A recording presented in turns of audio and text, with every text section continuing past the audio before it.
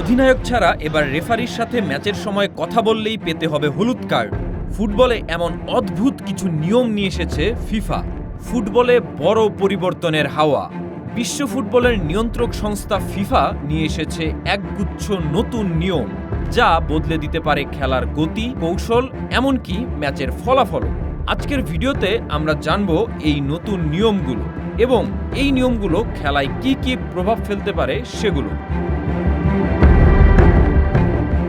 প্রথমেই আসি বদলি খেলোয়াড়ের নিয়মে। এখন থেকে কোনো খেলোয়াড় বদলি হওয়ার সময় 10 সেকেন্ডের মধ্যে মাঠ ছাড়তে না পারলে তাকে 1 মিনিট বাইরে অপেক্ষা করতে হবে। এই সময় দলকে খেলতে হবে 10 জন নিয়ে। ভাবুন তো, ম্যাচের গুরুত্বপূর্ণ মুহূর্তে এমন হলে কতটা চাপ তৈরি হতে পারে সেই দলের জন্য। দ্বিতীয় বড় পরিবর্তন থ্রো ইন এবং গোল কিক।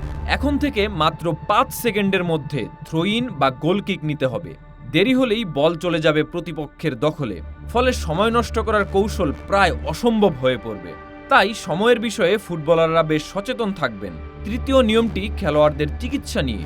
এখন থেকে কোনো ফুটবলার মাঠে ইনজুরিতে পড়লে তার চিকিৎসা আর মাঠের ভেতরে নয়, চিকিৎসা নিতে হবে মাঠের বাইরে গিয়ে, এবং সেই সময়সীমা মাত্র 1 মিনিট। এই 1 মিনিটের মধ্যে সেই ফুটবলার সুস্থ না হলে সেক্ষেত্রে নতুন ফুটবলার নামাতে হবে মাঠে। আরেকটি গুরুত্বপূর্ণ পরিবর্তন হলো শুধুমাত্র দলের অধিনায়কই এখন রেফারির সাথে কথা বলতে পারবেন। অন্য কোনো খেলোয়াড় আপত্তি জানাতে গেলে সরাসরি হলুদ কার্ড। এতে করে মাঠে শৃঙ্খলা বাড়বে, কিন্তু খেলোয়াড়দের আবেগ নিয়ন্ত্রণ করাও বড় বিষয় হয়ে দাঁড়াবে।